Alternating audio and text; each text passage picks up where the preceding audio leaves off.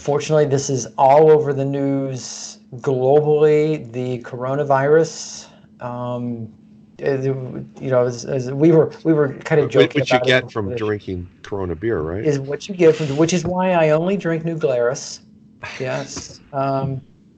As we know, we talk about automobile manufacturers and automobiles, and automobile manufacturers have pretty much mastered the entire logistics of just-in-time inventory, supply chain, and all of that. And we know that the hundreds of parts, in some cases thousands of parts that go into a vehicle are coming from a bunch of different places all around the world.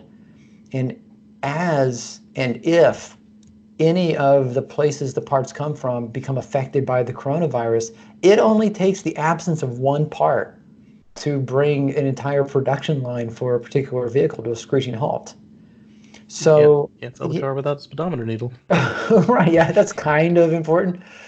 You can a Tesla, right? Is that where you were going? I know where you were going. I wasn't going for that because I'm going to add in at the end a little bit about what hit them with this. Okay. Yeah. So it's just kind of, we talk about automobiles and manufacturers, and they're really starting to feel it. They're scrambling for parts and preparing for holdups and hiccups and hesitations in their supply lines. And yeah, it might reach a point in which, let's say, an entire shipment of it could be gaskets. And yeah, okay, that's it. Nothing's coming out today because we don't have gaskets. Kind of important. And a lot of parts, at least the root of the parts, comes from China. Yep. And China has the biggest epidemic going on and shutting down that country's manufacturing. Yep. And even if you do want to just build the rest of the car and come back and put the gasket in later, say it's something that at final assembly you can do. It's in the middle of the engine. Well, saying if it's not in the middle of the engine, Right, you've now right. taken it off your assembly line and you've totally discombobulated the process. So your quality is going to be down. Like even if it is something that we can go back and do it tomorrow. And where do you put the 10,000 cars that are waiting for the gasket? Half done, yeah. And maybe it's not a gasket. I mean, maybe it's a side trim, or maybe it's just a detail. It's the handle for the glove box. It could be something trivial, but it's important enough that you wouldn't dare try to give it to a customer without it. And then you're right. You have to put those cars somewhere, and then you have to circle back. As we know, it is not just automobile manufacturers. I mean, we are looking at manufacturers all around the world of just about every complicated appliance out there. Yeah, that whole global supply chain thing isn't really working out well for us right now. Not right now. Look at VW, where the whole car is done, but the software is missing. They're just out on a lot. yeah, there is that. Yeah.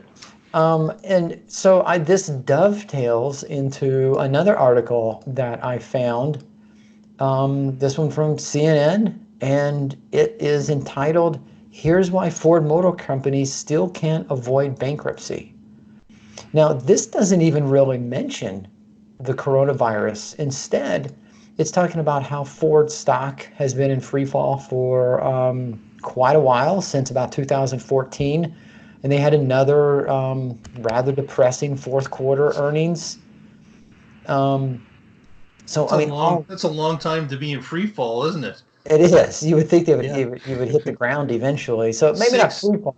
6 years is a long time to be dropping. Right. It is. It's a slow motion fall. Yeah, I mean, maybe free fall is not the word, but looking at the chart here, and there's a chart in the article. And it's pretty much, it's almost 45 degrees from, and it's only $17.50 at its high, and it's down to about $7.50 now. But it's a straight drop. And what's interesting is the automobiles have not been selling very well. It's actually the Ford Credit Company that is keeping the entire company afloat. Wow. So here I'm talking about not being able to manufacture vehicles, and then I come back and say it's the credit company that's keeping them afloat. Well, here's what also happens. the coronavirus is affecting manufacturing facilities, and which is affecting employees. Mm-hmm. And Ford is already starting to see their credits. What's it? The what's the delinquency? There we go. Yeah, thanks. They're starting to see their delinquency going up, and it's only going to get worse. Yes. As the coronavirus takes up, as people start losing jobs. Yeah. Or people are told not to come to work and they don't get a paycheck, and how do they pay their car loan? Exactly. Right. And that turns into an entire, spiral right there. Yeah. They're told not to come into work because the factory's been shuttered. They can't make the payment on the car.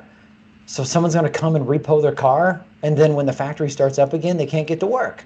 And now they don't have workers, so they can't build the car. So so there's this whole cycle that is, how we're going to be impacted by this whole thing before it's over, and then the ripples after it's quote unquote over is going to linger for possibly years. And this virus has got that 14-day waiting period. Like, it's not like a typical cold where you stay away for 3 days and you're okay. Now people have to stay away for 14 days, 2 weeks. They may be in isolation, self-imposed isolation. And, even then you're second guessing yourself. And of course, the employees that are at work know you're away for that. And they must be real happy when you show up on day 15. There's a lot of people that are second guessing the advice. I'm sure. Saying 14 to 21 days. Yeah, but 14 is what they keep saying. Rule of thumb, 14. Right. But I mean, you've got factories in South Korea and Japan that are shutting down as well for this same thing. This thing was not handled as well as we could worldwide, and it's caused a global. I wouldn't even call it a ripple. I'd call it a big old wave. Right. Tsunami, if you will. And it's only getting worse. Right. And, like I said, I mean, we only focus on, transportation, but it's going to affect, like I said, every complicated appliance that has a global supply chain is going to be affected in some way.